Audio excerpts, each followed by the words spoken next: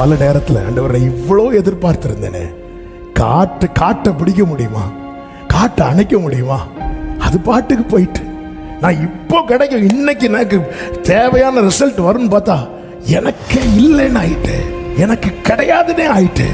அப்ப நான் இவ்வளவு நேரம் பட்ட வேதனை, பட்ட பிரயாசம் ஒரு பிரயோஜனம் இல்லையா?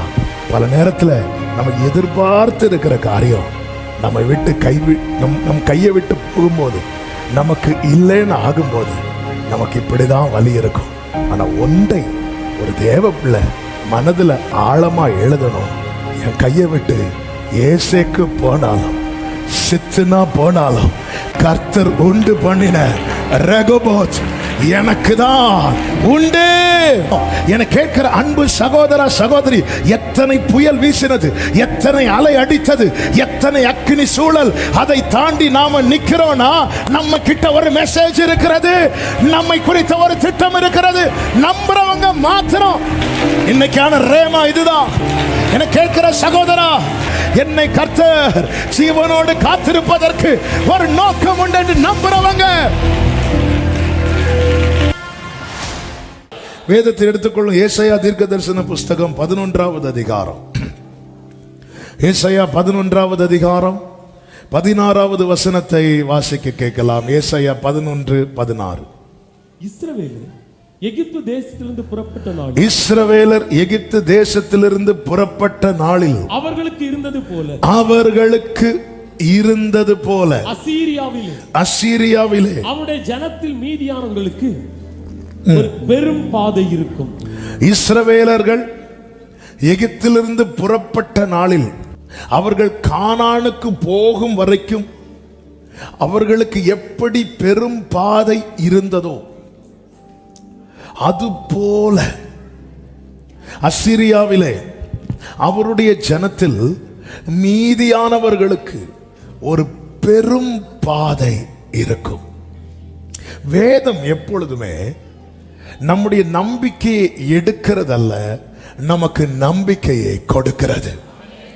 இந்த வார்த்தை கடந்த மாதம் மிடில் தான் ஆவியானவர் தட்டி எழுப்பி பேசினது போல பேச ஆரம்பித்தார்.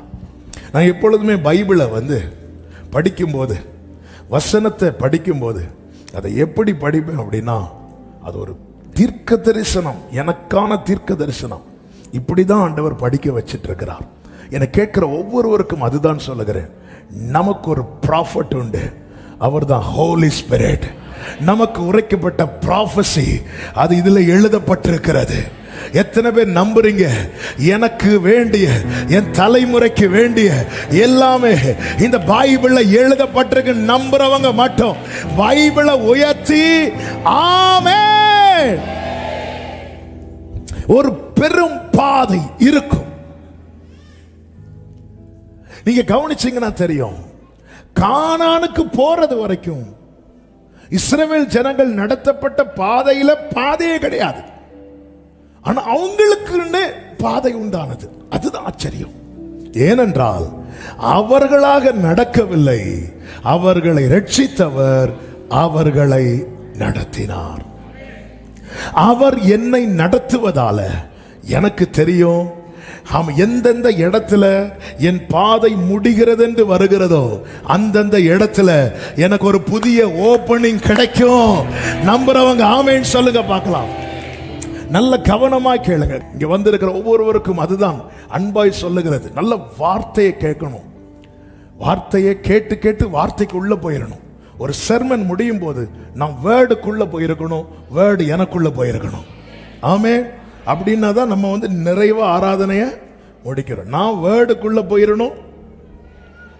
வேர்டு நமக்குள்ள போயிட்டுனா வேர்ல்டு நமக்குள்ள வராது. ஆமென். இந்த வேர்டு உள்ள போறதுனால தான் வேர்ல்டு நிக்குது. ஆமா, எந்த ஒரு எப்படா உலகம் வெயிட் பண்ணிட்டு இருக்குது. வார்த்தைக்குள்ள போயிடணும். நல்ல கவனமா கேட்கணும். எல்லாரும் கையில பைபிள் வச்சிருக்கீங்களா? ஓகே. திடீர்னு தூக்க சொல்ல வெயிட் பண்ணுங்க. கர்த்தர் உங்களை ஆசீர்வதிப்பாராக. அவருடைய ஜனம்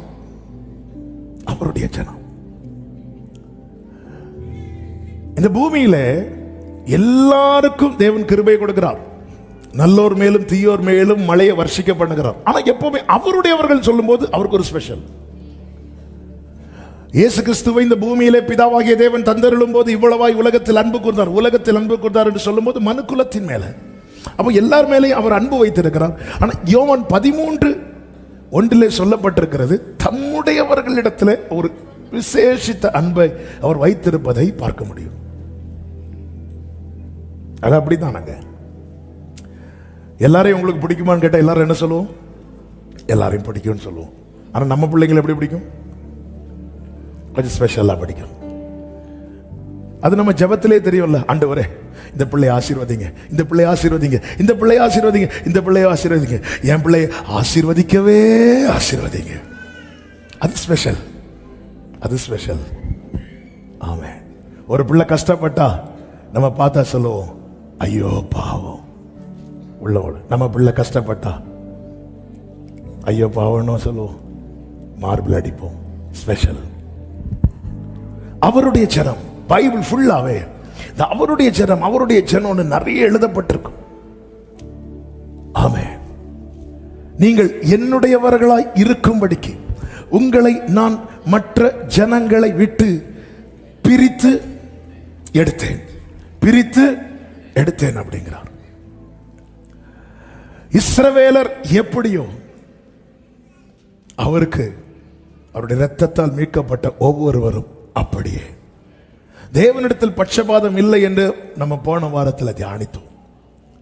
அவர்களுக்கு இருந்தது போல அவருடைய ஜனத்தில் மீதியானவர்கள், மீதியானவர்கள். இந்த மீதினா என்ன அப்படின்னா, எல்லாம் போய்விட்ட பின்பு எஞ்சி இருப்பது, அதுதான் மீதி. நிறைய இருந்துச்சு. யோபுவின் வாழ்க்கையை நம்ம கேட்டோம்.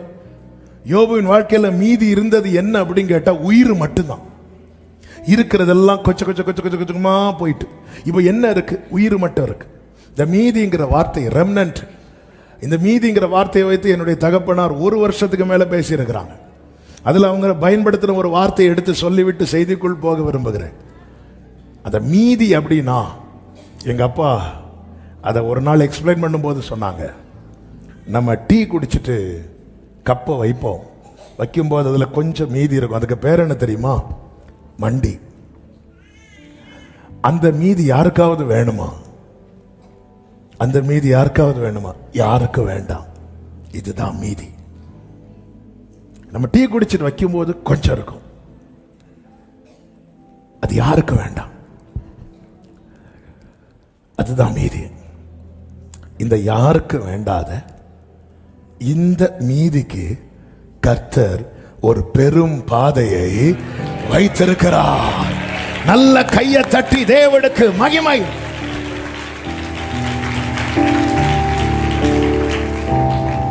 யாருக்கு வேண்டாம், யாருக்கு வேண்டாம். இருக்கிறதெல்லாம் போய் போய் போய் போய் போய் போய் போய் கொஞ்சம் இருக்கு. ஏசாயா 64வது அதிகாரம் அதனுடைய 5வது வசனத்திலே இப்படி சொல்லுகிறார். அந்த கடைசி 2 வார்த்தையை வாசிங்க. தேவரீர் கடும் கோபம் கொண்டு இன்னமும் தப்பி இருக்கிறோம். இன்னமும் நல்ல கவனிங்க, இது பெரிய சாட்சி.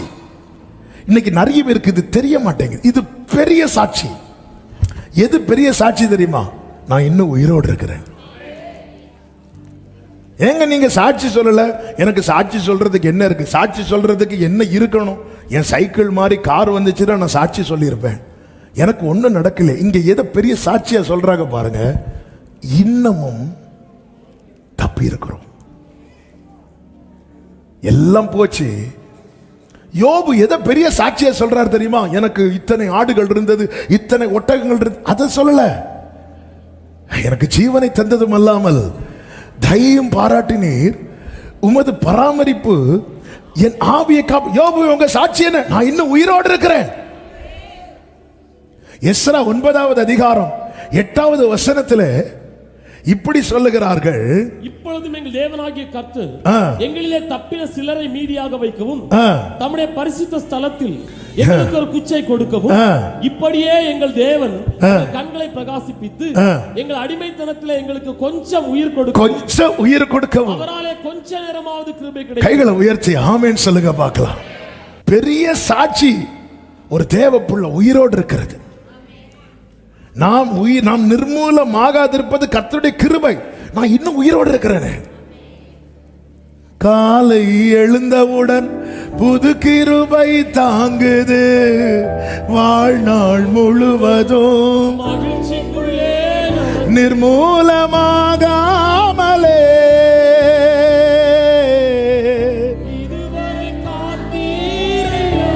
ஆமென், ஹல்லேலூயா.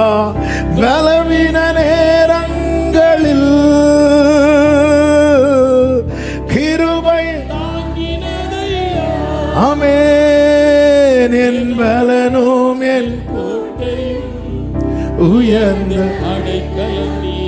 சங்கீதம் 118:16 சொல்லப்பட்டிருக்கிறது, கர்த்தர் என்னை வெகுவாய் தண்டித்தும் என்னை சாவுக்கு ஒப்பு கொடுக்கவில்லை. ஏன் ஒப்பு கொடுக்கல? அடுத்த கேள்வி.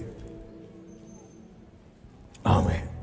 நமக்கே சில நேரத்தில் தோணும், இனி வாழ்ந்து பிரயோஜனம் இல்லை. அப்படி இருக்கும்போது கர்த்தர் கிருபையை கொடுத்து வாழ வைக்கிறார். கர்த்தர் நம்மை உயிரோடு காக்கிறார்னா அதுல ஒரு நோக்கம் உண்டு. நான் உயிரோடு இருக்கிறேன் என்றல்ல, நான் உயிருள்ளவனா இருக்க காக்கப்படுகிறேன். கர்த்தர் காக்கிறார். கர்த்தர் நம் பட்சத்தில் இராமல் இருந்திருந்தால் நம்மை உயிரோடு விழுங்கி இருப்பார்கள். யோபுவுக்கு பெரிய சோதனை வந்துச்சு. பெரிய சோதனைனா வேற யாருக்கு இப்படி ஒரு சோதனை வந்திருக்காது. அப்பொழுது ஒவ்வொரு ஏரியாவில் அடி விழுது. கல்தேர் வராங்க, அக்கினி இறங்குது, சத்துருக்கள் வராங்க. நீங்க 1வது அதிகாரம் 15, 16, 17, 18, 19 வசனங்கள் வர நீங்க பாத்தீங்கன்னா, எந்த இடத்துல அடி விழுதோ அங்கிருந்து ஒருத்தன் தப்பி வருவான். கல்தேர் கழுதைகளை மேய்த்து கொண்டிருக்கிற இடத்துல சத்துருக்கள் வருவாங்க, அங்கிருந்து ஒருத்தன் தப்பி வருவான். இன்னொரு ஏரியாவிலிருந்து ஒருவன் தப்பி வருவான்.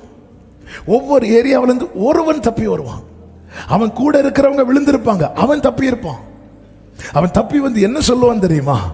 இவங்க வந்து விழுந்துட்டாங்க, எல்லாத்தையும் அழிச்சிட்டாங்க, நான் ஒருவன் மாத்திரம் தப்பி அதை உமக்கு அறிவிக்க வந்தேன் என்றான். நான் ஒருவன் மட்டும் தப்பினேன் அல்ல, தப்பி அதை உமக்கு அறிவிக்க வந்தேன். என்ன அதன் அர்த்தம்? மடிந்தவங்க என்ன இவனை விட பாவியா? இவன் அந்த கூட்டத்தில் ஒருவன் தானே. இவன் மட்டும் தப்ப காரணம் என்ன? காரணம் உண்டு. இவன்கிட்ட ஒரு மெசேஜ் இருக்கிறது. அதன் அர்த்தம் என்ன?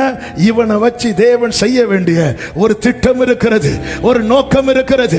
இந்த செய்தியை இவனை கொண்டு யோபு கிட்ட சொல்லணும். என கேட்கிற அன்பு சகோதர சகோதரி, எத்தனை புயல் வீசினது, எத்தனை அலை அடித்தது, எத்தனை அக்கினி சூழல், அதை தாண்டி நாம நிக்கிறோம்னா நம்ம கிட்ட ஒரு மெசேஜ் இருக்கிறது, நம்மை குறித்த ஒரு திட்டம் இருக்கிறது. நம்புறவங்க மாத்திரம் கைகளை தட்டி ஹல்லேலூயா ஆமென் சொல்லுங்க பார்க்கலாம். இப்போதான் நம்ம செய்திக்குள்ள பயணிக்க போகிறோம். ஆமென். இப்போ நான் ஒண்ணே கேட்கிறேன், இங்க மீதின்னு சொல்லப்பட்டது என்னதான் நிச்சயம் உள்ளவங்க மட்டும் அப்படி கை அசைச்சு காட்டுங்க. உங்களுக்கு தான் செய்தி, மற்றவர்கள் தூங்கலாம். ஆமென். ஹல்லேலூயா. ஒரு மெசேஜ் இருக்கு. நான் ஒருவன் மாத்திரம் தப்பினேன். ஏன் என்னை மட்டும் விட்டு வச்சிருக்கிறீங்க ஆண்டவரே? என்னை மட்டும் விட்டு வச்சிருக்கிறீங்க ஆண்டவரே? ஒரு மெசேஜ் இருக்கிறது, ஒரு மெசேஜ் இருக்கிறது. ஒரு சின்ன ஒரு செய்தியை சொல்றதுக்காக ஒருத்தனை கர்த்தர் உயிரோட காக்கிறார். ஒரு செய்தியை அவன் கண்டது ஒரு பிரச்சனை. ஒவ்வொரு ஏரியால ஒவ்வொரு ப்ராப்ளம் முடியும் போது ஒருத்தன் வரான், அதுல இருந்து எஸ்கேப் ஆகி வரான். ஆமென். ஹல்லேலூயா. பிரதான ஆசாரியனாகிய யோசுவா கர்த்தருடைய சமூகத்தில் நிற்கும் போது, அவனுக்கு விரோதம் செய்ய சத்துரு வந்து நின்ற போது கர்த்தர் கடிந்து கொண்டு சொன்ன வார்த்தை என்ன தெரியுமா? இவன் அக்கினியன் என்று தப்புவிக்கப்பட்ட. ஹல்லேலூயா. அதன் அர்த்தம் என்ன? இவனை வச்சு நான் ஒரு செயல் செய்ய போகிறேன். என்னை கர்த்தர் ஜீவனோடு காத்திருப்பதற்கு ஒரு நோக்கம் உண்டு என்று நம்புறவங்க ஹalleluya ஹalleluya. இந்த கொஞ்சம் இந்த மீதிக்கு கர்த்தர் வைத்திருக்கிற பாதை மீதியான பாதை அல்ல, பெரும் பாதை. ஹalleluya. இந்த பெரும் பாதைங்கிற வார்த்தையை நிறைய பேசலாம். ஆமா, ஆனா இதுல ஒரு காரியத்தை நான் டச் பண்ணிட்டு நான் முன்பாக செல்ல விரும்புகிறேன். எப்போ எகிப்திலிருந்து இஸ்ரவேலர்களை வெளியே கொண்டு வந்தாரோ அது முதல் கானானுக்கு போகிறது வரைக்கும் அவர்களுக்கான பாதை ஆங்காங்கே நியமிக்கப்பட்டிருந்தது. இந்த எகிப்திலிருந்து இஸ்ரவேலர்கள் வெளியே வந்ததுமே யாத்திராகமம் 13:17 சொல்லப்பட்டிருக்கிறது, பார்வோன் ஜனங்களை போகவிட்ட பின்பு ஜனங்கள் யுத்தத்தை கண்டால் மனமடிந்து எகிப்துக்கு திரும்புவார்கள் என்று சொல்லி, ஜனங்கள் யுத்தத்தை கண்டால் மனமடிந்து எகிப்துக்கு திரும்புவார்கள் என்று சொல்லி பெலிஸ்தரின் தேச வழியாய் போவது சமீபமானாலும் தேவன் அவர்களை அந்த வழியாய் நடத்தாமல் சிவந்த சமுத்திரத்தின் வழியாய் சுற்றி போக பண்ணினார் என்று சொல்லப்பட்டிருக்கிறது. நல்ல கவனிங்க. அப்ப இஸ்ரவேலர்கள் வெளியே வந்ததுமே என்ன நினைச்சிருப்பாங்க அப்படின்னா, வெளியே வந்ததும் இந்த பெலிஸ்தரின் பாதையில போயிடணும். இந்த பெலிஸ்தரின் பாதை என்பது இஸ்ரவேலர்கள் பார்த்து வைத்தது. நம்ம நிறைய விஷயத்தை பார்த்து வைப்போம். பிசினஸுக்கு ஒரு பிசினஸ் தொடங்குறதுக்கான ஒரு இடத்தை நம்ம பார்த்து வைப்போம். வீடு கட்டுவதற்கான இடத்தை பார்த்து வைப்போம். நிறைய பார்த்து வைப்போம். இங்கே அதே போல இஸ்ரவேலர்கள் எகிப்திலிருந்து வெளியே வந்ததும் நம்ம இந்த பாதை வழியா போலான்னு சொல்லி அவங்க ஒரு பாதையை பார்த்து வைத்திருக்க தேவன் என்ன செய்தார் தெரியுமா? அவர்கள் பார்த்து வைத்த பாதையில நடத்தாம இன்னொரு வேலை கொண்டு வரான். இது ரொம்ப பெயின்ஃபுல்லானது. நாம ஒன்றை பார்த்து வச்சு எதிர்பார்த்துட்டு இருக்கும்போது அது இல்லைன்னு வரும்போது இருக்கிற பெயின் அது கொஞ்சம் கஷ்டம்தான். அதனால தான் இஸ்ரவேல் ஜனங்கள் வந்ததும் முறுமுறுப்பு அங்கிருந்து தான் ஆரம்பிக்குது. நான் ஒன்று பார்த்து வச்சேன், இவ்வளோ நாள் வெளியே வந்ததும் எகிப்திலேருந்து வெளியே வந்ததும் இதுக்குள்ளே ஓடிடணும்னு நினச்சேன். ஆனால் நான் பார்த்து வச்சதை நீங்கள் மைண்டே பண்ணாமல் என்னை இன்னொரு ட்ராக்ல திரும்ப காரணம் என்ன? ஒன்றை புரிந்து கொள்ளுங்கள், அவர் நாம் பார்த்து வைத்ததை அல்ல நமக்கு தருவது, அவர் ஏற்படுத்தி வைத்ததை நமக்கு தருவார். ஆமென். எசேக்கியேல் 20:6 சொல்லப்பட்டிருக்கிறது, 20வது அதிகாரம், நான் அவர்களை எகிப்து தேசத்திலிருந்து அழைப்பேன் என்றும் அவர்களுக்காக நான் பார்த்து வைத்ததும் பாலும் தேனும் ஓடுகிறதும் எல்லா தேசங்களின் சிங்காரமுமான தேசத்திலே அவர்களை கொண்டு வந்து விடுவேன் என்றும். அவர்களுக்காக யார் பார்த்து வைத்தது? ரட்சிக்கப்பட்ட தேவ பிள்ளைக்காக ஒவ்வொன்றையும் யார் பார்த்து வச்சிருக்கிறா தெரியுமா? கைகளை உயர்த்தி சொல்லுங்க, யார் பார்த்து வச்சிருக்கிறா? நானே எனக்கான எல்லாத்தையும் பார்ப்பேன்னா நான் கர்த்தரை மறுதலிக்கிறேன் அல்லது நான் இன்னும் ரட்சிக்கப்படவில்லை. ரட்சிக்கப்பட்ட தேவனால் தெரிந்தெடுக்கப்பட்ட இரத்தத்தால் மீட்கப்பட்ட ஒவ்வொருவருக்கும் ஒவ்வொன்றையும் கர்த்தர் பார்த்து வைத்திருக்கிறார். நான் கேட்ட ஒண்ணு கர்த்தர் தரலைன்னா நான் கேட்காத ஒண்ணு கர்த்தர் ஏற்படுத்தி வைத்திருக்கிறார். நான் பார்த்த ஒண்ணு கர்த்தர் எனக்கு விளக்குறார்னா நான் பார்க்காத ஒன்றை கர்த்தர் எனக்காக வைத்திருக்கிறார். ஹல்லேலூயா ஹல்லேலூயா ஹல்லேலூயா. ஏதேன் தோட்டத்திலே கண்களுக்கு மிகவும் பிரியமாய் தெரிந்த அந்த நன்மை தீமை அறியத்தக்க விருட்சத்தை கர்த்தர் அவர்களுக்கென்று வைக்கவில்லை. ஆனால் அவங்க அவசரப்பட்டுட்டாங்க. அவசரப்பட்டதுனால அவர்கள் பார்க்காத, அவர்கள் புரிந்து கொள்ள முடியாத அந்த ஜீவ விருட்சத்தை மிஸ் பண்ணிட்டாங்க. ஆண்டவர் எப்பவுமே வைத்திருப்பது தி பெஸ்ட். அதுக்கு மேல ஒண்ணும் கிடையாது, அதுக்கு மேல கிடையாது. நான் கேட்டு ஒரு காரியம் தேவன் தரலைன்னா அதற்காக ஸ்தோத்திரம். அதன் அர்த்தம் என் ஜெபத்தை அவர் கேட்கவில்லை என்று அல்ல. நான் கேட்பதற்கு முன்னே எனக்கான வேறொன்றை கர்த்தர் ஏற்படுத்தி வைத்திருக்கிறார். அதனாலதான் அபிமெலேக்குக்கும் ஆபிரகாமுக்கும் வித்தியாசம் உண்டு. அபிமெலேக்கு வீட்டில் குழந்தை கிடையாது, ஆபிரகாம் வீட்டிலையும் குழந்தை கிடையாது. அபிமெலேக்கு வீட்டில் குழந்தை இல்லாததுக்காக ஜெபம் பண்ண போனது ஆபிரகாம். ஆபிரகாம் ஜெபம் பண்ணதுமே வீட்டில் குழந்தை சத்தம் கேட்குது. சில நேரத்தில் இதுதான் நமக்கு ரொம்ப கஷ்டமா இருக்கும். நாம இன்னொருத்தங்களுக்காக ஜெபம் பண்ணுவோம், உடனே அற்புதம் நடக்கும். நமக்காக தலைகிளர்னு ஜெபம் பண்ணுவோம், நடக்காது. ஆதியாகமம் 20 கடைசியில் சொல்லப்பட்டிருக்கிறது, கர்த்தர் விண்ணப்பத்தை கேட்டு அபிமெலேக்கு வீட்டை பிளஸ் பண்ணார். 21:1 சொல்லப்பட்டிருக்கிறது, தேவன் தாம் சொல்லி இருந்தபடி சாராள் பேரில் கடாட்சமானார். அதன் அர்த்தம் என்ன? அவங்களுக்கு ஜெபம் பண்ண உடனே கொடுத்துட்டீங்களே, அவங்க மேல வாக்கு தத்தம் இல்ல, அவங்க மேல தேவ திட்டம் இல்ல. ஆனா அழைக்கப்பட்ட ஆபிரகாமே, உன் மேல வாக்கு தத்தம் இருக்கிறது, உன் மேல தேவ திட்டம் இருக்கிறது.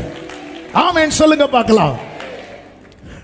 தேவ பிள்ளைங்க கேட்டு ஒரு காரியம் கிடைக்கலன்னா ஸ்தோத்திரம் சொல்லணும். ஆமென் அல்லேலூயா சொல்லுவோம், ஸ்தோத்திரம் சொல்ல மாட்டோம். தேவ பிள்ளைங்க கேட்டு ஒரு காரியம் கிடைக்கலன்னா, காலையில் சொன்ன யார் வாயிலிருந்தும் பாம்பு வரக்கூடாதுன்னு. பாம்புன்னு என்னது? அழகா வருது. சர்ச்சுக்குள்ள யார் வாயிலிருந்து என்ன வரக்கூடாது? பாம்பு வரக்கூடாது. சில சொல்லுவாங்க மட்டும்தான் கேட்கும். ஆமே வார்த்தை தான் வரணும். ஆமே வேதம் சொல்கிறது எல்லாவற்றிலேயும் ஸ்தோத்திரம் பண்ணுங்க. இது இது இது பிராக்டிக்கலா சாத்தியமா? ஆமே நம்ம போறோம், கால் தடுக்கி கீழே விழுறோம். எத்தனை பேர் ஸ்தோத்திரம் சொல்லிட்டு கீழே விழுவீங்க? யாராவது நம்ம பக்கத்துல இருந்து ஸ்தோத்திரம் சொன்னா தெரியும், அவங்க காலை தட்டி விட்டுட்டு இப்ப சொல்லுங்க. எல்லாவற்றிலேயும் ஸ்தோத்திரம் பண்ணுங்க. ஏன் எல்லாவற்றிலேயும் ஸ்தோத்திரம் பண்ண பைபிள் சொல்லுது தெரியுமா? வேதம் தெளிவாய் காண்பிக்கிறது. அன்றியும் அவருடைய தீர்மானத்தின்படி அழைக்கப்பட்டவர்களாய் அவரிடத்தில் அன்பு கூறுகிறவர்களுக்கு சகலமும் நன்மைக்கு ஏதுவா நடக்கிறதுனால. அப்ப என் வாழ்க்கையில ஒரு புயல் அடிக்கும் போது நான் ஸ்தோத்திரம் பண்றேன்னா, நான் எந்த நம்பிக்கையை வெளிப்படுத்துறேன் தெரியுமா? இந்த புயல் என் வாழ்க்கையில் அடிக்கிறது தீமைக்கு அல்ல, நன்மைக்கு. என் வாழ்க்கையில சில பிரதிகூலங்கள் வரும்போது நான் ஸ்தோத்திரம் சொல்லுகிறேன் என்றால், அந்த இடத்துல நான் என்ன சொல்றேன்னா, இது எனக்கு நன்மைக்கு. ஹல்லேலூயா.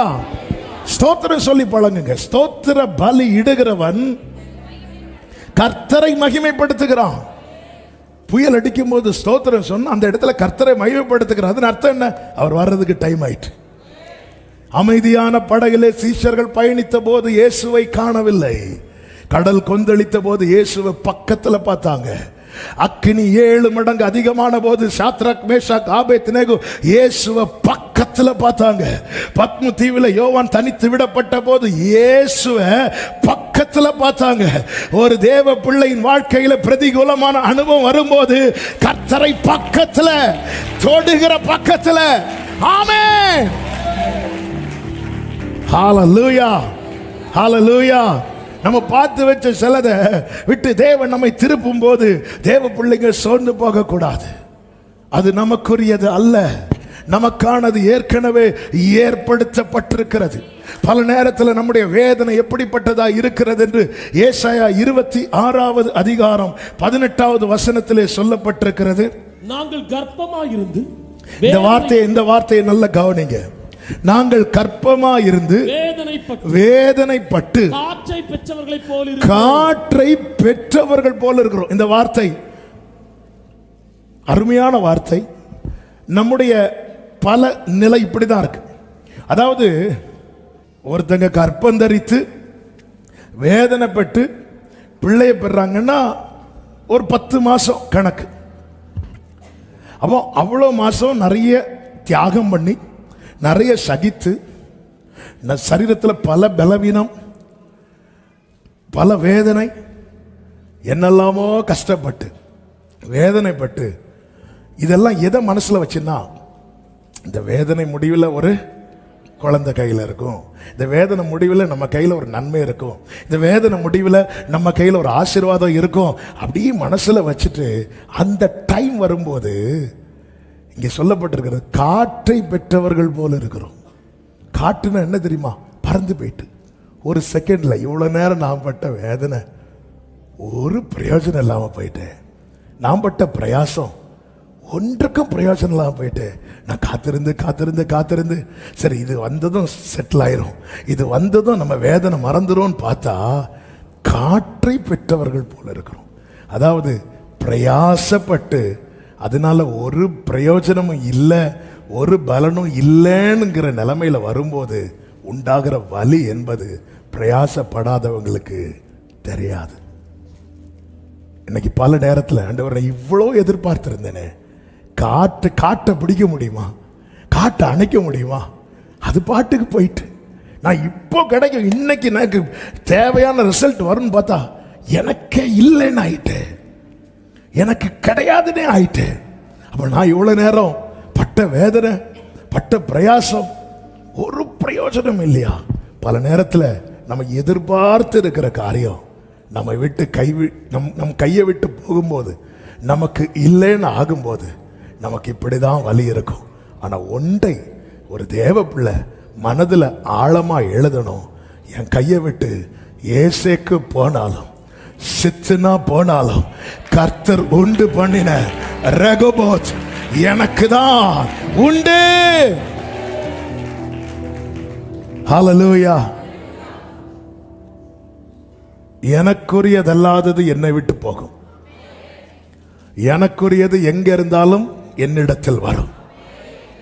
இதுதான் அழைக்கப்பட்ட தெரிந்தெடுக்கப்பட்ட ஒரு தேவ பிள்ளை இருதயத்தில் எழுத வேண்டியது. இஸ்ரவேல் ஜனங்களை மோசையை கொண்டு நடத்தும் போது கர்த்தர் சொன்ன வார்த்தை என்ன? உபாகமம் 2வது அதிகாரம் அதனுடைய 4-5 வசனங்களை வாசிங்க.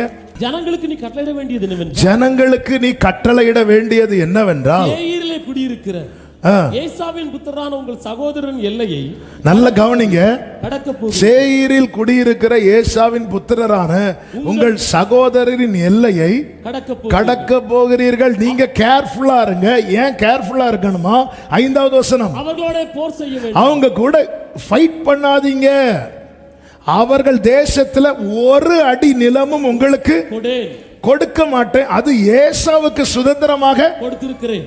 நல்ல கவனிச்சிங்களா? நான் இன்னொருத்தனுக்கு சுதந்திரமா கொடுத்ததுல நீ ஆசைப்படாத, நான் உனக்கு தர மாட்டேன். அதனால அந்த இடத்துல நீ சண்டை போட்டுட்டு யுத்தம் கர்த்தருடையதுன்னா நீ அடி வாங்கிட்டு தான் வருவ.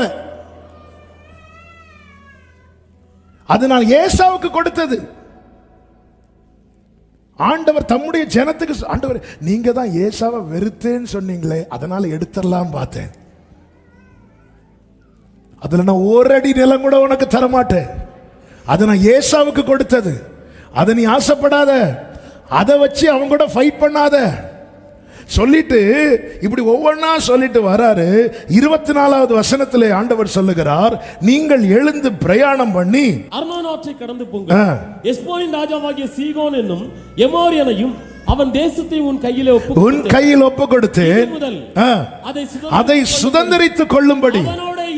அப்போ எது உனக்குதோ உனக்குரியதோ அதற்காக பிரயாசப்படு, அதற்காக போராடு, அதற்காக நில்லு, அதற்காக கேளு. நான் உன் கூட துணை நிற்பேன், நான் உனக்காக யுத்தம் பண்ணுவேன். ஆனா எது உனக்குரியது அல்லையோ அதுக்காக நீ ஃபைட் பண்ண போக கூடாது.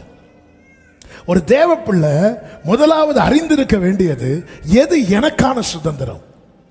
தேவ சமூகத்தில் இருக்கும்போது தேவன் அதை வெளிப்படுத்துகிறார். தேவன் அதை தெரியும். எல்லாத்துக்கும் ஆசைப்பட்டுட்டு இயேசுவை எனக்கு எப்படியாவது வாய்க்க பண்ணுனா ஆண்டவருக்கு அந்த ஜெபம் மறுவறுப்பான ஜெபம். ஆமென், ஹல்லேலூயா. எல்லாத்துக்கும் ஆண்டவர் அது வேணும், இது வேணும், அப்படி வேணும், இப்படி. அது நமக்குரியதா? அது நமக்கென்று தேவன் வைத்ததா?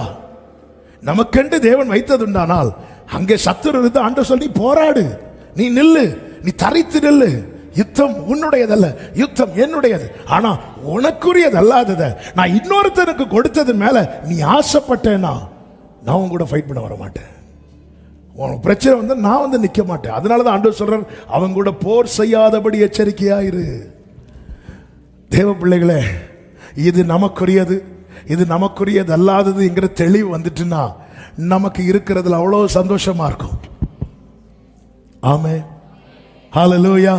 நீ உலகத்தார போல எல்லாத்துக்கும் ஆசைப்பட்டு எல்லாவற்றையும் அடைய வேண்டும் என்று எல்லா கவலைகளையும் உள்ளே எடுத்துக்கொண்டு ஒரு தேவ பிள்ளை அனுபவிக்கிற இரட்சண்யத்தின் சந்தோஷத்தை அனுபவிக்க முடியாம பரிதாபமான நிலையில் இருக்கிறது வேதனை. நடத்தும் போதே சொல்றாரு, அதை நீ விரும்பிராத, அது நான் அவனுக்கு கொடுத்தது. அப்போ இன்னொருத்தங்களுக்கு இருக்கிற நன்மையை பார்த்து நாம் பொறாமப்பட வேண்டிய அவசியம் இல்லை. பரத்திலிருந்து ஒருவனுக்கு கொடுக்கப்பட்டால் ஒழிய ஒன்றையும் பெற மாட்டான். இது நம்புறவங்க மட்டும் ஆமென் சொல்லுங்க. அப்போ ஒரு தேவ பிள்ளை என்ன சொல்லி புலம்ப கூடாதுன்னா, எனக்கு வர வேண்டியது என்ன என்ன அமைதியாயிட்டீங்க?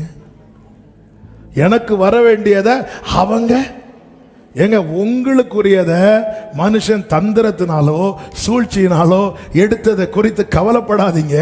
நீதி செய்கிற ஒருவர் பரலோகத்தில் இருக்கிறார். அதோனியா சாலமோனை விட ஞானத்திலும் திறமையிலும் தந்திரத்திலும் சிறந்தவனாயிருந்தான். அப்படிப்பட்ட அதோனியா கிட்ட இருந்த ராஜ்யபாரத்தை கர்த்தர் தாண்டி சாலமோனிடத்தில் வர வைத்தது போல. ஆமென். ஒன்னும் வேண்டாங்க. சவுல், இஸ்ரவேலின் முதல் ராஜா சவுல், கழுதைய தேடி தேடி தேடி தேடி தேடி தேடி இப்போ சாமுவேல் கிட்ட வராங்க. சாமுவேல் கிட்ட வர்றதுக்கு முன்னாடியே கர்த்தர் இப்படி ஒருவனை நான் கொண்டு வருவேன் அப்படி சொல்லிட்டு கர்த்தருக்கு மகிமை உண்டாவதாக சாமுவேலுக்கு சவுலை குறித்து வெளிப்படுத்துகிறார். இப்போ சவுல் வந்ததும் சாமுவேல் ஒரு வார்த்தையை சொல்லுவார். சமையல்காரனை பார்த்து 9வது அதிகாரம் 23-24 வசனத்துல சமையல்காரனை பார்த்து, நான் உன் கையிலே ஒரு பங்கை கொடுத்து வைத்தேனே, அதை கொண்டு வந்து வை என்றார். சமையல்காரன் அதாவது ஒரு லெக் பீஸ். விருந்துக்கு எல்லாரும் வராங்க, எல்லாரும் வந்த முதல்ல எங்க தான் கை வைப்பாங்க? ஆனா சாமுவேல் அது யாருக்காக வைத்திருந்தார் அப்படின்னா, சவுலுக்காகவே வைத்திருந்தார். சவுல் இன்னும் வரல, சவுல் இன்னும் வரல. அது சவுலுக்காக வைத்த பங்கானதுனால சவுல் வருகிற வரைக்கும் அது மாற்றி வைக்கப்பட்டது. நல்ல கவனமா கேளுங்க. எப்பொழுது சவுல் வந்தானோ அப்பொழுது அவனுக்காக மாற்றி வைக்கப்பட்டது எடுத்து அவனுக்கு முன்பாக வைக்கப்பட்டது. அப்படி வைக்கப்பட்ட போது சாமுவேல் சொல்லுகிறான், இதோ இது உனக்கென்று வைக்கப்பட்டது, இதை உனக்கு முன்பாக வைத்து சாப்பிடு. நான் ஜனங்களை விருந்துக்கு அழைத்தது முதல் இதுவரைக்கும் இது உனக்காக வைக்கப்பட்டிருந்தது. கைகளை உயர்த்தி ஆமென் சொல்லுங்க பார்க்கலாம். சவுலுக்கு கொடுக்க வேண்டியதை சவுலுக்கு தான் கொடுக்கணும் என்கிறதுல உறுதியாயிருந்து சாமுவேலே சவுலுக்குரிய பங்கை வேற யாரும் தொடாதபடி மறைத்து வைத்து பாதுகாத்து வைத்து சவுல் வந்தபோது கரெக்டா சவுலுக்கு கொடுப்பான் என்றால், சிவந்த சமுத்திரத்தில் இருக்கிற பாதை இஸ்ரவேலர் வரும் வரைக்கும் மூடப்பட்டிருந்தது. ஏனென்றால் அது கர்த்தர் அவர்களுக்கு கொடுத்த புதிய பாதை. இன்னொருத்தன் கால் வச்ச இடத்துல இஸ்ரவேலரை நடத்தினது. ஹல்லேலூயா. என் ஆண்டவர் ஐஸ்வர்ய சம்பன்னர். பழையதை வாங்கி கொடுக்கிறதுக்கு அவர் தரித்திரர் கிடையாது. அவர் ஐஸ்வர்ய சம்பன்னர். இன்னொருவன் கால் வச்ச இடத்துல என் பிள்ளை வைக்க வேண்டியது. பார்வனா இருந்தாலும் பின்னாடி தான் நிக்கணும். ரத்தத்தால் மீட்கப்பட்ட ஜனத்துக்கு முன்பதாக ஒரு புதிய பாதை. ஆமென் சொல்லுங்க பார்க்கலாம். நீங்க போட்டுட்டு கொடுங்க, நாங்க பழசு போடுறோம். யாரும் இதுவரை கால் வைக்காத பாதை, யாரும் இதுவரை நடக்காத பாதை, யாரும் இதுவரை பார்த்திராத பாதை, இவர்கள் வரும் வரைக்கும் அது மூடப்பட்டுதான் இருக்கிறது.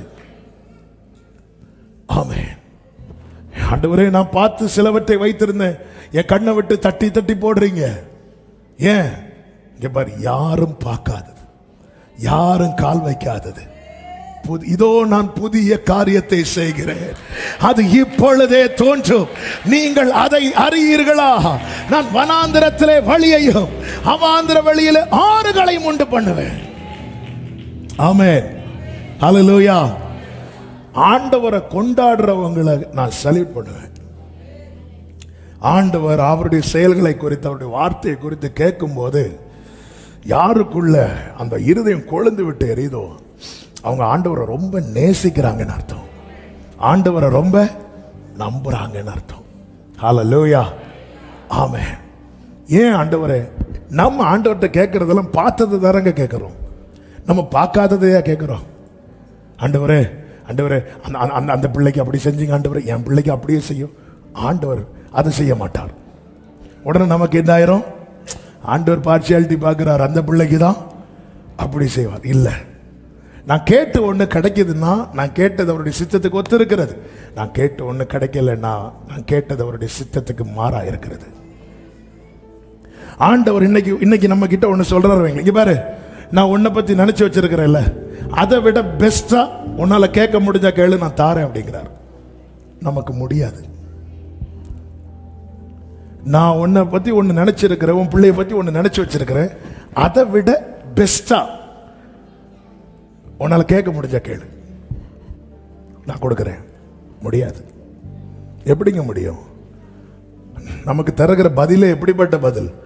என்னை நோக்கி கூப்பிடு, நான் உனக்கு உத்தரவு கொடுத்து நீ அறியாததும் உனக்கு.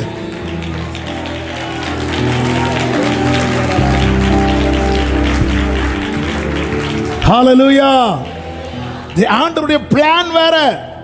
ஏசாயா 26:18 என்ன படிச்சோம்? நாங்க கற்ப வேதனைப்பட்டு நாங்க காற்றை பெற்றெடுக்கிறோம். என்ன ஆண்டவரே, நாங்க எதிர்பார்த்தது எங்களுக்கு கிடைக்கல, நாங்க நினைச்சது நடக்கல, நீ நினைச்சது நடக்கல, ஆனா நான் நினைத்தது நடக்கும். கர்த்தர் என்ன நினைத்தார்? 27:6 யாக்கோபு வேர் பற்றி இஸ்ரவேல் பூத்து காய்த்து உலகத்தை பலனால் நிரப்பும் நாட்கள். ஆமென். நான் நினைக்கிறது நடக்கல, 26 நான் நினைச்சது, 27 பிளானே வேற. ஹalleluya. இதுக்காக கர்த்தர் ஒரு பெரிய யுத்தம் பண்ணினார். அதுதான் 27:1 சொல்லப்பட்டிருக்கிறது. அக்காலத்திலே லிவியாதான் எனும் நீண்ட பாம்பை, லிவியாதான் எனும் கோணலான சர்ப்பத்தையே கடிதும் பெரிதும் பலத்ததுமான தமது பட்டயத்தாலே தண்டிப்பார். சிலவற்றை விட்டு தேவன் விலக்குவார். ஆகாரம் பாருங்க. ஆகார் வயிற்றுல இஸ்மவேல் இருக்கும் போதே வீட்டில் பிரச்சனை வந்ததும் எல்லாருமே தங்கள் வாழ்க்கையை தான் நாங்கள் தேடுவாங்க. இப்படி இருந்தால் நாளைக்கு எப்படி இந்த வீட்டில் இருக்க முடியும்? உடனே ஓடி போறா. ஓடி போய் ஆதியாகமம் 16வது அதிகாரம் 6-7 வசனங்கள்ல 7வது வசனத்தை பாருங்க. கர்த்தருடைய தூதனானவர் அவளை வனாந்திரத்திலே சூருக்கு போகிற வழி அருகே இருக்கிற நீரூற்றண்டையில் கண்டு. அப்போ ஒரு தண்ணி என்பது ரொம்ப மஸ்ட். நீரூற்றண்டையில் இருந்தாலே வாழ்ந்துடலாம். ஆபிரகாம் வீட்டில இருந்து புறப்பட்டு வந்ததும் இவளா ஓடி போறா. அப்ப இவ தீர்மானத்தோடு தான் போறா. எங்கேயாவது ஒரு நீர்ப்பாய்ச்சலான இடத்துல போய் உட்காந்து பிள்ளைய பெற்று வாழ வச்சிடலாம் அப்படின்னு. அப்ப இவ தேடி பார்க்குறா. ஒரு நீரூட்டை பார்த்துட்டா. இவ அங்க போய் உட்காந்துட்டா. இங்கே நம்ம செட்டில் ஆயிடலான் இருக்கும்போது கர்த்தர் தூதனை அனுப்பி சொல்றாரு, இங்க இருக்காத, கிளம்பு, ஆபிரகாம்கிட்ட போ, சாராள்கிட்ட போய் அடங்கிரு. ஆண்டவரே, நான் பார்த்து வச்சுட்டேன், இங்கே செட்டில் ஆயிடலான்னு நினைச்சேன், கிளம்பு போ. நேராக போயாச்சு. இப்போ ஆபிரகாம் வீட்டில் பிள்ளை பிறந்து பிள்ளை வளரும் போது சாராள் வந்து சொல்றாங்க, அவளை அனுப்பிவிடும். ஆபிரகாம் ஆண்டவர்கிட்ட கேட்கும்போது ஆண்டவர் சொல்றாரு, சாராள் சொன்னபடியே செய். எப்படி இருக்கும்? நான் ஃபர்ஸ்டே செட்டில் ஆகிருப்பேன். நான் பிள்ளை வயிற்றுல இருக்கும் போதே நீரூற்றண்டையில் தான் போய் உக்காந்தேன். அங்க என்னை இருக்க விடாம என்னை அங்கிருந்து புறப்பட பண்ணி இப்போ பெயர் சபா வனாந்தரத்தில் அலைந்து திரிகிற நிலைமை ஆயிட்டு. என் லைஃப், என் பாட்டுக்கு என்னை விட்டுருந்தீங்கன்னா நான் எப்படியாவது பிழைச்சிருப்பேன் ஆண்டவரே, எப்படியாவது வாழ்ந்திருப்பேன் ஆண்டவரே. நீ ஆபிரகாம் வீட்டில் நீ கொஞ்ச நாள் வாழ்ந்துட்ட பாத்தியா? ஆபிரகாம் வீட்டில் நீ கொஞ்ச நாள் வாழ்ந்தது கூட நீ எப்படியாவது வாழ்கிறவளா இருக்கக்கூடாது. உனக்கென்று ஒரு ஊற்றை வைத்திருக்கிறார். அந்த ஊற்று உன்னை வாழ வைப்பதற்கான ஊற்றல்ல, உன் பிள்ளையை வல்லவனாக்குவதற்கான ஊற்று. ஆமென். எங்க ஆபிரகாம் வீட்டில் அடிமை பெண் கொஞ்ச நாள் தங்குறது கர்த்தர் அவ்வளவு அக்கறை எடுக்கிறார்னா, அவருடைய சமூகத்தில் தலைமுறையா வருகிற உள்ளமே உன் காரியத்தை குறித்து கர்த்தர் எவ்வளவு அக்கறை உள்ளவராக இருக்கிறார். இந்த ஆகார் மீட்கப்பட்டவள் கிடையாது. இந்த ஆகாருக்கு ஒண்ணும் கிடையாது. ஆகாருக்கு ஆண்டவருக்கு என்னங்க சம்பந்தம்? ஆனா அவளுக்கு அவள்கிட்ட தேவன் தகுதியா பார்த்தது ஒன்னே ஒண்ணுதான். ஆபிரகாம் வீட்டில் கொஞ்ச நாள் தங்கிட்டான். சிநேகிதன் வீட்டில் கொஞ்ச நாள் தங்கிட்டான். ஆண்டவர் சும்மா விடல, அவளுக்கு ஒரு பெரிய வெகுமதியை கொடுக்கிறார். அவளா தேடி கண்டுபிடிச்சு அப்படி விடல. ஆமே. என்னை கேட்கிற அன்பு சகோதரா சகோதரி, நம்ம ஆபிரகாம் வீட்டில் வந்து தங்கல. ஆமே. அவருடைய சமூகத்தில் வந்து இருக்கிறோம். கஷ்டனால இங்கே தான் ஓடி வரோம், நஷ்டனால இங்கே தான் ஓடி வரோம், எதுக்குனாலும் அப்பா சமூகத்தில் தான் ஓடி வரோம். விடமாட்டார். விட்டு கொடுக்க மாட்டார். எனக்கான துறவை கர்த்தர் ஏற்படுத்தி வைத்திருக்கிறார். நம்புறவங்க நல்ல கைகளை தட்டி தேவனுக்கு மகிமை.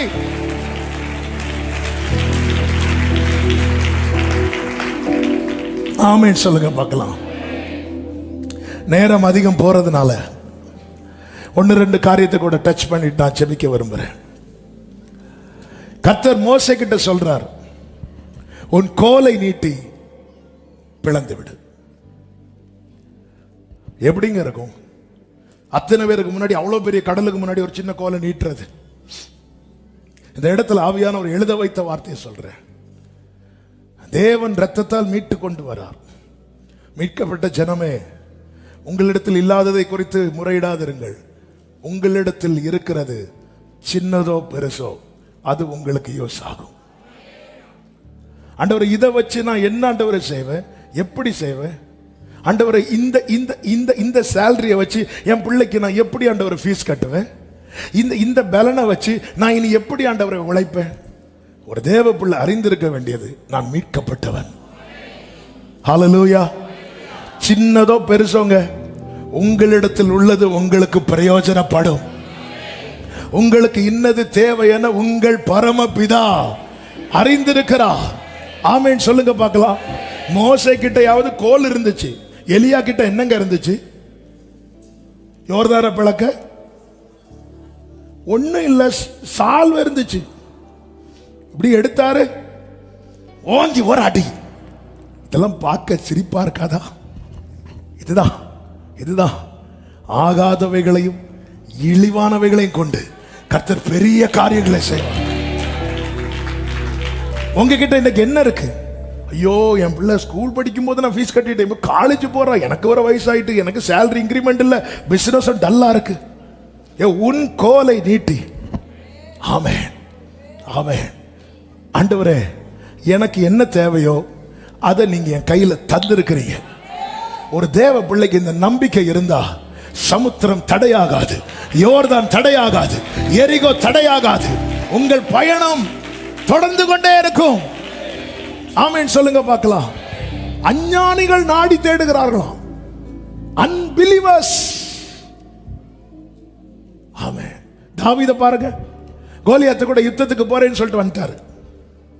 வந்ததும் சவுல் கூட்டு பேசிட்டு, யுத்தத்துக்கு இப்படியெல்லாம் போகக்கூடாதுப்பான்னு சொல்லி 1 சாமுவேல் 17வது அதிகாரம் 38 39 வசனங்களிலே சவுல் தாவீதுக்கு தன் வஸ்திரங்களை உடுத்துவித்து வெண்கலமான ஒரு சீராவை அவன் தலையின் மேல் போட்டு ஒரு கவசத்தையும் அவனுக்கு தரிப்பித்தான். நல்ல கவனிங்க. சவுல் தாவீதுக்கு யார் வஸ்திரங்களை போடும்போது தாவீதுக்கு கொஞ்சம் நல்லா இருந்திருக்கும். யாருடைய வஸ்திரம்? இன்னொரு ஆளுடைய வஸ்திரம் நமக்கு செட் ஆகாது. ஆமீன். வரமாட்டேங்குது. இன்னொருத்தவங்களோட நமக்கு செட் ஆகாது. சவுலுக்கு தன் வஸ்திரத்தை கொடுக்கிறான், தன் பட்டயத்தை கொடுக்கிறான். அவனுடைய பட்டயத்தை தாவீது தன் வஸ்திரங்கள் மேல் கட்டிக்கொண்டு அதிலே அவனுக்கு பழக்கம் இல்லாததால் நடந்து பார்த்தான். அப்பொழுது தாவீது இதுவரை பழக்கமே இல்லை. பட்டயத்தை இப்படி கட்டி வச்சிருப்பாங்க. சிலர் பார்த்திருக்கீங்களா? இப்படி எடுத்து பழக்கம் இல்லாதவன் எடுத்து சொருவுனா இவனை தூக்கிட்டு போனோம். கோலியாத் அடிக்க வேண்டிய அவசியமே இல்ல. பாரு, நான் வந்துட்டேன், ஐயோ அண்ணே எலியாவை தூக்கிட்டு போனேன். பழக்கம் இல்ல, பழக்கம் இல்ல. தாவீது உடனே சொல்றாரு, நான் இவைகளை போட்டுக்கொண்டு போகக்கூடாது. அடுத்த வார்த்தை, இந்த அப்பியாசம், இந்த பழக்கம் எனக்கு கிடையாது. அடுத்தவனோடது எனக்கு இந்த பழக்கம் கிடையாது. எனக்குரியதல்லாததை போட்டுட்டு போகிற பழக்கம் எனக்கு கிடையாது. எனக்குரியதல்லாததை ஆசைப்படுற பழக்கம் எனக்கு கிடையாது. ஆமென். சொல்லிவிட்டு அடுத்த வசனம், தன் தடியை கையில் பிடித்துக் கொண்டு ஆற்றில் இருக்கிற 5 கூழாங்கல்லை தெரிந்தெடுத்து அவைகளை மேய்ப்பதற்கு தன்னுடைய அடைப்பை பையிலே போட்டு, அடுத்த வார்த்தை, தன் கவனை எடுத்துக்கொண்டு அந்த பெலிஸ்தர் அண்டைக்கு, ஆமென், எப்படி போறாரோ நடந்து போறார். அந்த ட்ரெஸ்ஸை போட்டு போனாலாவது கொஞ்சம் பார்க்கிறதுக்காவது நல்லா இருக்கும். இப்ப கோலியாத் என்ன செய்தான்? சுற்றிலும் பார்த்து தாவீது வருவதை கண்டு அவனை அசட்டை பண்ணான். கோலியாத் அசட்டை பண்றான்னு சொல்லிட்டு ட்ரெஸ் மாத்திட்டு வர முடியுமா? நம்ம எல்லாம் கோலியாத் அசட்டை பண்ணக்கூடாதுன்னு சொல்லிட்டு நிறைய மாத்தி மாத்தி போட்டு போறோம். ஐயோ, கோலியாத்து பார்த்தா என்ன நினைப்பான்? கோலியாத்துக்கு பிடிக்காதே,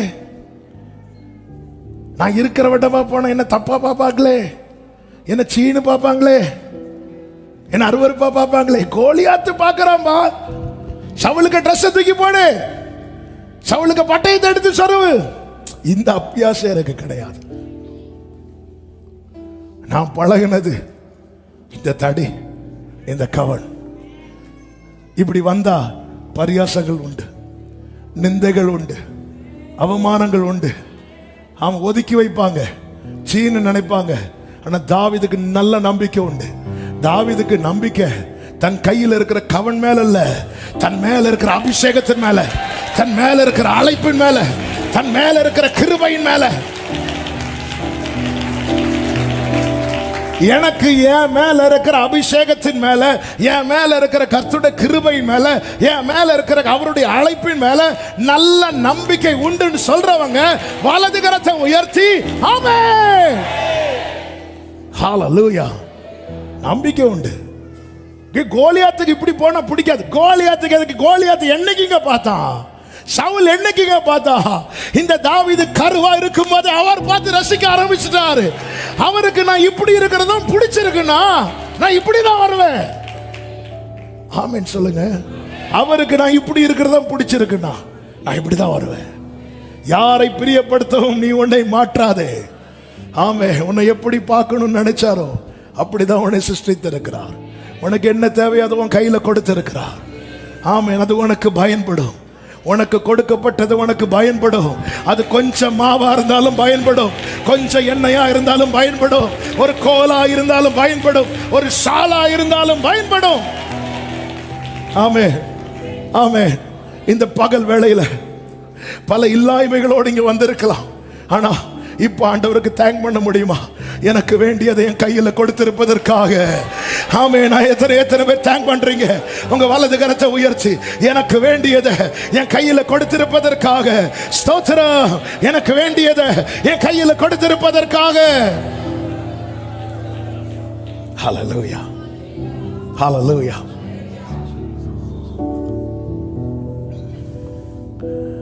ஆமென்.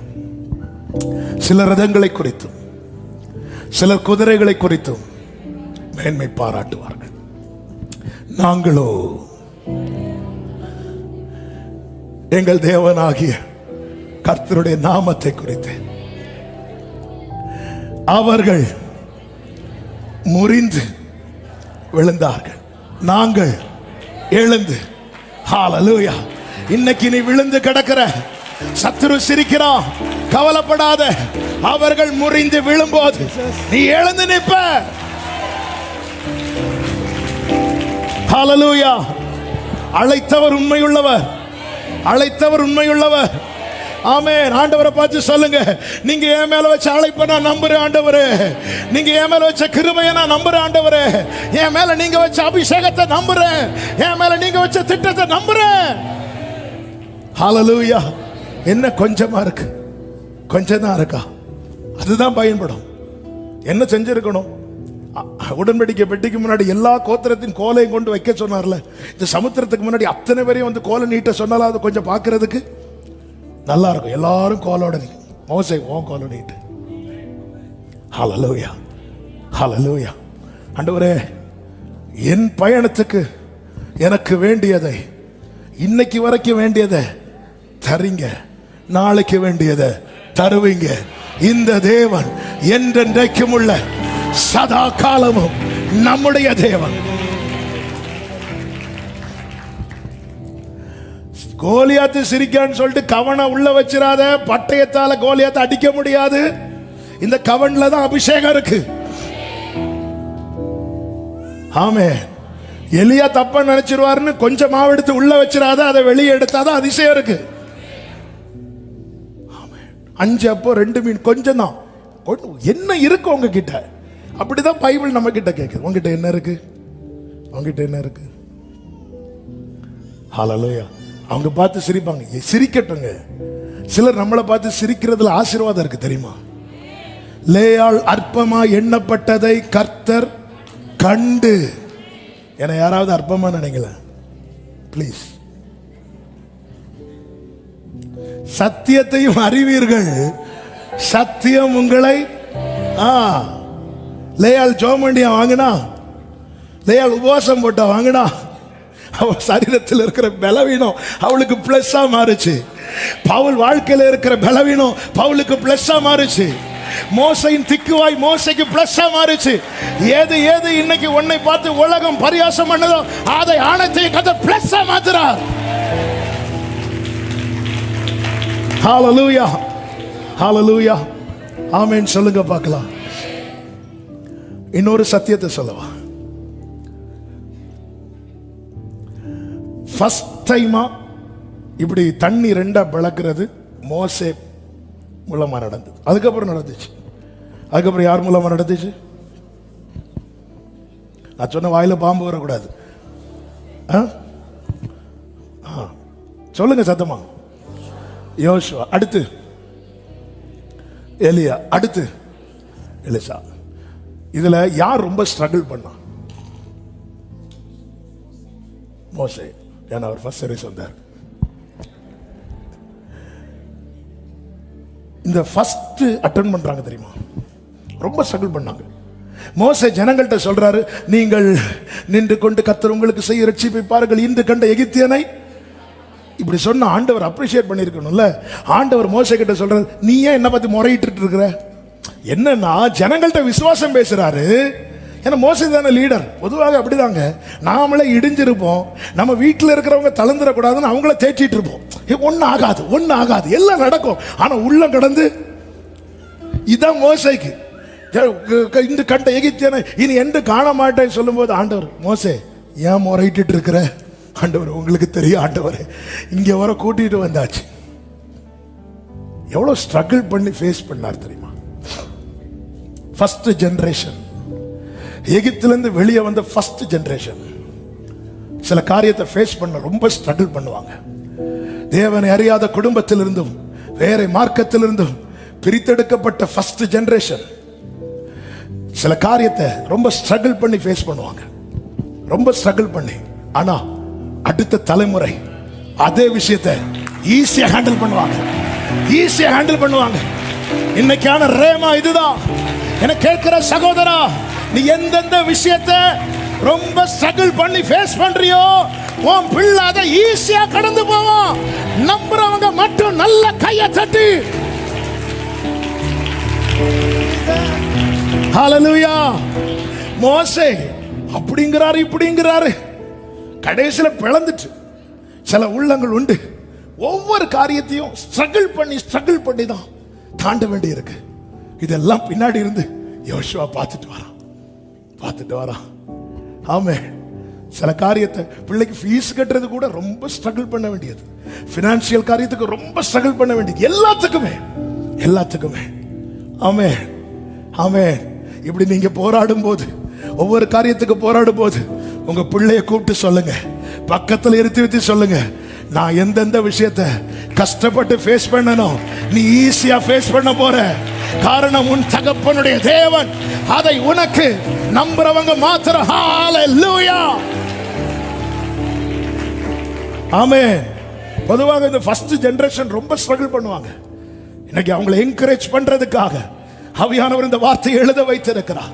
உங்க வீட்டில் நீங்க மட்டும்தான் ரட்சிக்கப்பட்டிருப்பீங்க.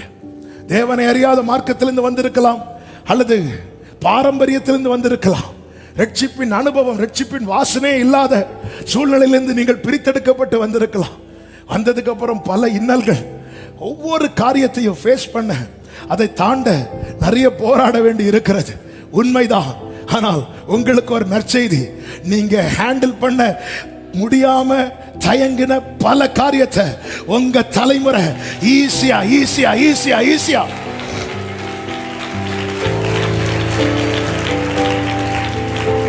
ஆமென். என் ஆண்டவர் தலைமுறைகளின் தேவன், தலைமுறைகளின் தேவன். எத்தனை பேர் நம்புறீங்க? இதெல்லாம் பிள்ளைங்களை கூப்பிட்டு வச்சு சொல்லுங்க.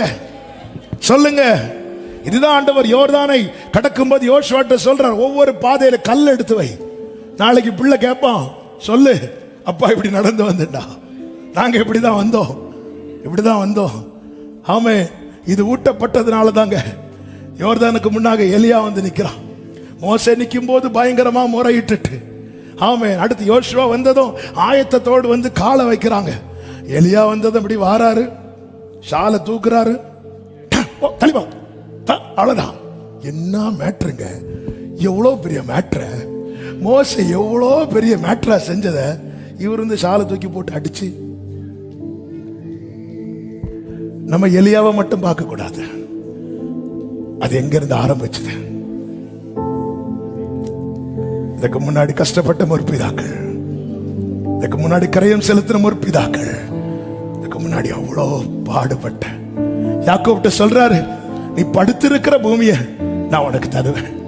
ஆண்டவரே, இது என்ன ஆண்டவரே, சும்மா படுக்க வச்சு பிளஸ் பண்றீங்க? அவனை படுக்க வச்சு பிளஸ் பண்றது தெரியுமா? அவங்க தாத்தா ஆபிரகாம நான் அங்கேயே நடக்க வச்சேன், இங்கே நடக்க வச்சேன், ஃபுல்லா நடக்க வச்சேன், கால் வலிக்க நடக்க வச்சேன், கால் கடுக்க நடக்க வச்சேன். என் ஆண்டவர் ஒன்றையும் மறந்து விடுவதற்கு அநீதி உள்ளவர் அல்ல. தலைமுறை தலைமுறையாய் எங்கள் ஆமென்.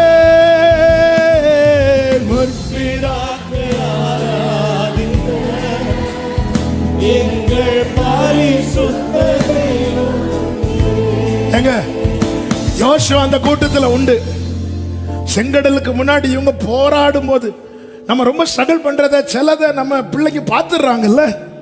பார்க்கணும், எல்லாத்தையும் பார்க்க நம்ம விட மாட்டோம். சிலது பார்த்துடுறாங்க, சிலர் பார்த்துடுறாங்க, அதுவே பிள்ளைங்களுக்கு பாரம் ஆயிரும். பார்க்கட்டும். அவங்க அப்படி பார்க்கும்போது, என்னப்பா இவ்வளோ கஷ்டப்படுறீங்க, என்னம்மா இவ்வளோ கஷ்டப்படுறீங்க சொல்லும் போது அவங்க பார்த்து சிரிங்க. நீ ஈஸியா இதை ஹேண்டில் பண்ணுடா. இதை நீ எத்தனை பேர் நம்புறீங்க? கர்த்தர் சும்மா பேசுகிறவர் அல்ல. இந்த வேதம் சத்தியம், இந்த வேதம் உண்மை. நீ ரட்சிக்கப்பட்டது உண்மை என்றால், நீ எகிப்திலிருந்து வந்தது உண்மை என்றால், இன்னைக்கு நீ கஷ்டப்பட்டு சந்திக்கிற ஒவ்வொரு இஷ்யூவையும் உன் பிள்ளை நாளைக்கு ஈஸியா தாண்ட போகுது. நம்புறவங்க மட்டும் தலைமுறை தலைமுறையா glory எங்கள் ஆமென், ஹalleluya,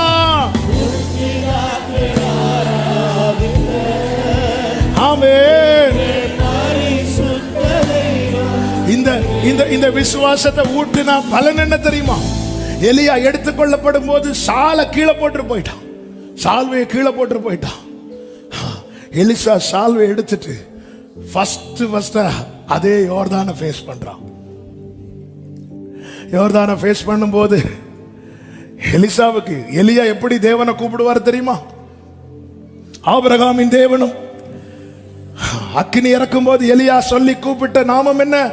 ஆபிரகாமின் தேவனும், ஈசாக்கின் தேவனும், யாக்கோபின் தேவனும். இப்படி சொல்லிட்டு என்னை கேளும் கேளும் என்றான். இந்த எலிசாவுக்கு அப்படி கூப்பிட தெரியாது. எலிசா பார்த்தது எலியாவை மட்டும்தான். சால கையில் எடுத்துட்டு எலியாவின் தேவன் எங்கே என்று சொல்லி வாங்கி அடித்தான்.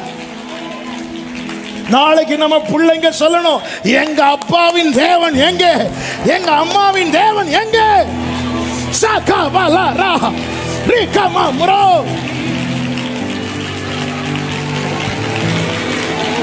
Jesus, Jesus. எங்க அப்பா சத்து எங்கன்னு என் பிள்ளை தேடக்கூடாது, எங்க அப்பா வீடு எங்கன்னு என் பிள்ளை தேடக்கூடாது. என் அப்பாவின் தேவன் எங்கே, என் அம்மாவின் தேவன் எங்கே? அவ்வளவுதான், அவ்வளவுதான். உடனே உடனே யோர்தான் ரெண்டாக பிளந்தது. ஹalleluya. எலியா தன் வாழ்க்கையிலே கண்ட கடைசி அற்புதத்தை எலிசா ஃபர்ஸ்ட் பார்க்கிறான். உங்க வாழ்க்கையில நீங்க கண்ட பெரிய அச்சீவ்மெண்ட் உங்க பிள்ளைங்க ஃபர்ஸ்ட் பார்ப்பாங்க.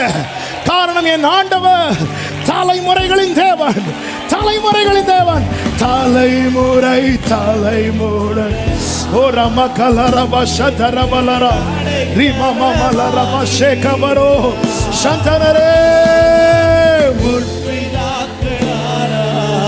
ஆமென்.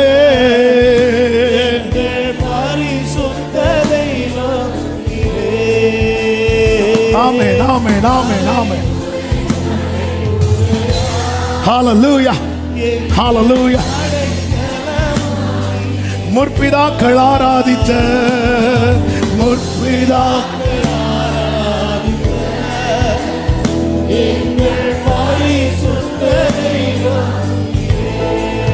எலியாவே எலிசாவே நீங்க ஏன் ஆபிரகாமின் தேவன் கூப்பிடல? எனக்கு ஆபிரகாம தெரியாது, எனக்கு ஈசாக்கு யாக்கோபு தெரியாது. நாம் பார்த்தது எலியாவை தான். நம்ம தலைமுறை பார்க்கிறது நம்மை மட்டும்தான், நம்மை மட்டும்தான். ஹalleluya ஹalleluya. விசுவாசத்தோடு முன்னாக கால் எடுத்து வையுங்கள். ஒருபோதும் நாம பின்வாங்கிறத நம்ம தலைமுறை பார்த்திடக்கூடாது.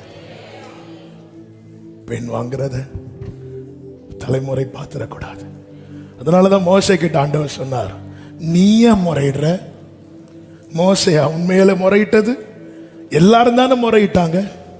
ஆனா மோசே கிட்ட கேட்கிறாரு, நீ ஏன் முறையிடுற? அவங்க முறையிட்டு மோசே, நீ முறையிடக்கூடாதுல்ல? மறந்துட்டியா மோசே? உனக்கு நைல் நதியில நான் ஒரு வழி திறந்தேன். நீ குழந்தையா இருக்கும் போது உனக்கு ஒரு வழி திறந்தேன். இப்பொழுது முதிர் வயது, இனிமேலும் உன்னை ஏந்துவேன், இனிமேலும் சுமப்பேன், இனிமேலும் தப்புவிப்பேன். நைல் நதியில உனக்கு ஒரு வழியை திறந்து வாழ வைத்தது உண்மையானால் இந்த சிவந்த சமுத்திரத்திலும் அன்னைக்கு செஞ்சீங்க, இன்னைக்கு செய்வீங்களா? நீ தாயின் கருவில் தோன்றினது முதல் நான் உன்னை ஏந்தினேன், இனிமேலும். அதனாலதான் மோசையை பார்க்கிறார். அவன் முறையிட்டு அவனுக்கு தெரியாது. நைல் நதியின் எக்ஸ்பீரியன்ஸ் மோசைக்கு மட்டும்தான் உண்டு. சில காரியத்தை நம்மளை மட்டும் தனியாக அனுபவிக்க வைப்பாருங்க, அதுதான் நமக்கு புரியாது. ஆனா சிவந்த சமுத்திரம் எக்ஸ்பீரியன்ஸ் வரும்போது எல்லாருக்கும் முன்னாடி கர்த்தர் அந்த நைல் நதியை தனியாக அனுபவிச்சான். பாத்தீங்களா? அவனை ஹீரோவாக கொண்டு வந்து வைக்கிறார். சிங்கத்தை கரடிய தாவீது தனியா ஃபேஸ் பண்ணா. ஆனா கோலியாத் எல்லாருக்கும் சவாலாய் வந்து நின்ற போது அத்தனை பேர் நடுவில் தாவீதை கர்த்தர் ஹீரோவாக கொண்டு வந்து நிறுத்துகிறார். சில சோதனை உன்னை தனியா அனுமதித்தது, அதே கூட்டத்தின் நடுவில் உன்னை ஹீரோவாக நம்புறவங்க மாத்திரம் ரீமா மாத்தரோ. ஹalleluya. எத்தனை பேர் விசுவாசிக்கிறீங்க? அந்த தேவனுடைய வல்லமை இன்னைக்கு மாறல. என்னை ரட்சித்திருக்கிறார், என் வாழ்க்கையில் நிச்சயம் செய்வார் நம்புறவங்க ஹalleluya. என் தேவன் எனக்காய் ஆமென் என்றாகிலோ, என் தேவன் எனக்காய்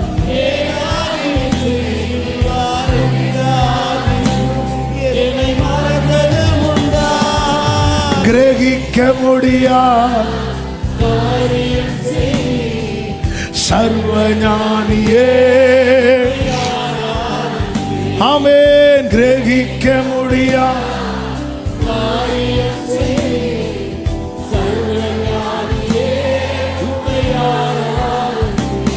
இந்த சிவந்த சமுத்திரம் பிளந்து பாதையை உண்டு பண்ணினது எதற்காக?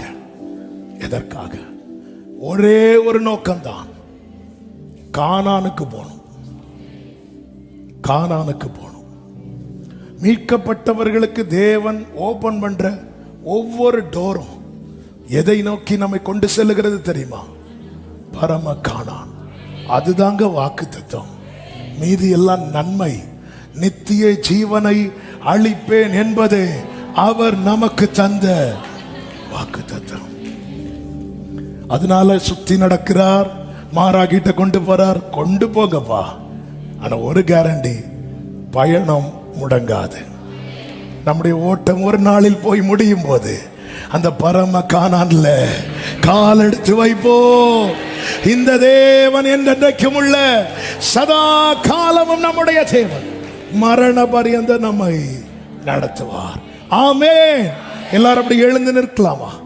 எழுந்து நின்று கானான் பயணமோ தூரம் என்ற பாடலை ஒரு விசை கூட எல்லாரும் கைகளை தட்டி உற்சாகத்தோடு நம்பிக்கையோடு நம்ம பாடி ஆண்டவருக்கு மகிமை செலுத்துவோம்.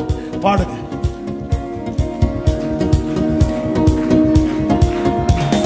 கானான் பயணமோ தூரம், எகிப்தை கடந்து நாம் சென்றிடுவோம். எல்லாரும் கைகளை தட்டி கானான் பயணமோ தூரம், எகிப்தை கடந்து நாம் சென்றிடுவோம். கர்த்தரேசு கர்த்தரேசு உடனே கானானில் களிப்புடன் சேர்ந்திடுவோம்.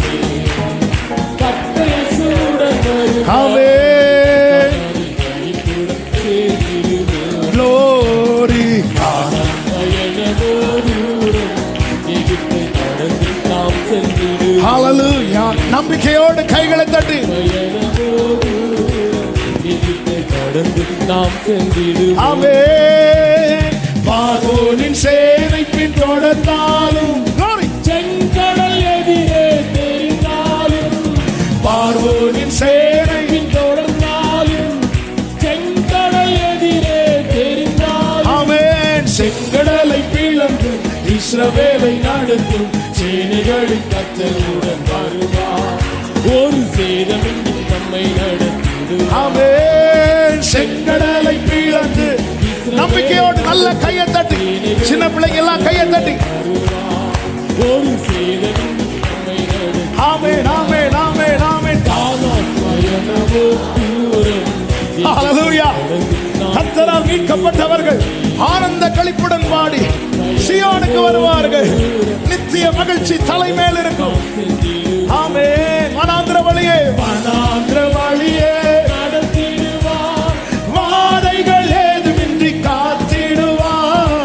வனாந்திர வழியே நடத்திடுவார். ஆமென். பாதைகள் ஏதுமின்றி காத்திடுவார். ராமகலரோ வானத்தின் மண்டபம் போஷித்து காக்கும் வல்லனம் கர்த்தருடன் வருவார். என்று அழுவாமல் நம்மை ஓ ராமகலரே வானத்தின் மண்டபம் Jesus. போற்றிட்டு காக்கும் Jesus. வல்லனம் கர்த்தருடன் ஆமென் ஆமென் ஆமென் ஆமென். அழுவாமல் நம்மை நடத்தும். ஹalleluya. கானான் பயணமோ தூரம், எகிப்தை கடந்து நாம் சென்றிடுவோம். ஆமென் ஹalleluya.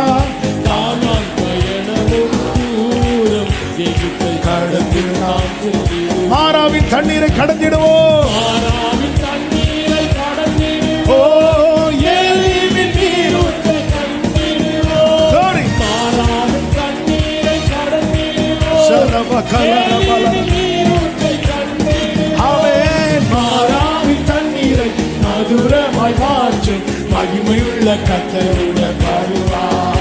அந்த மகிழ்ச்சியில் நம்மை நடத்தும். ஹalleluya. மாறாவின் தண்ணீரை Glory. மதுரமாய் மாற்றும் உடாரபா சேகரோ கர்த்தருடன் ரிமம்ரோ தனலரே. மகிழ்ச்சியில் நம்மை நடத்தும். யோர்தானை கடந்து சென்றிடுவோம். யோர்தானை கடந்து சொல்லு சபையே. எரிகோவை கடந்து Jesus name. ஆமென். யோர்தானை கடந்து உடாரபா சேகரோ. எரிகோவை கடந்து ஆமென். யோர்தானை கிழந்து இஸ்ரவேலை நடத்தும் யெகோவா கர்த்தருடன் வருவார். இன்ப கானானை கொண்டு சேர்த்திடுவார். ஆமென். யோர்தானை கிழந்து Glory. இஸ்ரவேலை நடத்தும் Jesus. யெகோவா கர்த்தருடன் கோரமக்கலரோ சதனரே. கானானை கொண்டு சேர்த்திடுவார். கானான் பயணமோ பயணமோ தூரம், எகிப்தை கடந்து நாம் சென்றிடுவோம். ஹalleluya. கானான் பயணமோ தூரம், எகிப்தை கடந்து நாம் சென்றிடுவோம். கர்த்தரேசுடன் வருவார். கர்த்தரேசுவுடன் வருவாரே, கானானின் களிப்புடன் சேர்ந்திடுவோம். ஆமென் ஆமென் ஆமென். கர்த்தரேசுவுடன் வருவாரே, கானானின் களிப்புடன் சேர்ந்திடுவோம். ஹalleluya. கானான் பயணமோ தூரம், எகிப்தை கடந்து நாம் சென்றிடுவோம். ஆமென். கானான் பயணமோ தூரம், எகிப்தை நல்ல தலைக்கு மேல கையை தட்டி தேவனுக்கு மகிமை. ஹalleluya. ஹalleluya. ஹalleluya. ஹalleluya. ஹalleluya. ஆமென். ஆமென். ஹalleluya. தலைமுறை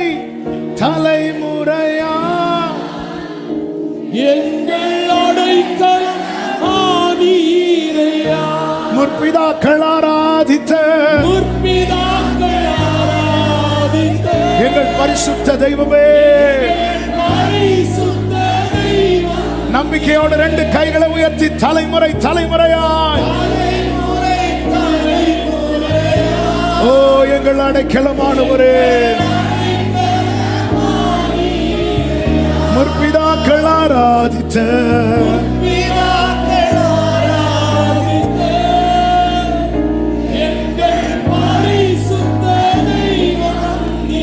நல்ல தகப்பனை, இரக்கமுள்ள பிதாவே, நன்றியோடு துதிக்கிறோம்.